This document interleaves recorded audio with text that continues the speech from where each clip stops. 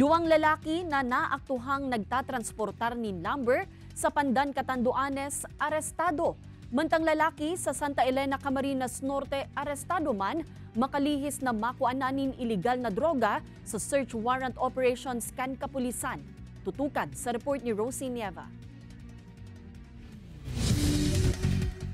Arestado ang duwang lalaki makalis maaktuhan kan mga otoridad na nagtatransportar ng mga tinistis na kahoy sa barangay Napo, Pandan, Catanduanes. Sigon sa Pandan MPS, labi 14,000 pesos ang kantidad ka nasambitan ng mga lumber na mayo nin maninigong dokumento.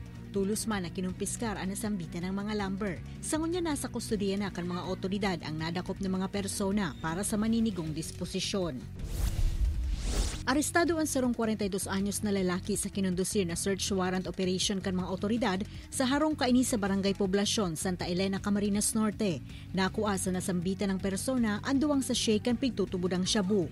Napag-araman na haloy ng pigbabantayan kan mga otoridad ang hiro ka nasambitan ng sospetsado. Sangunya nasa kustudiya na kang Santa Elena MPS ang sospek para sa maninigong disposisyon.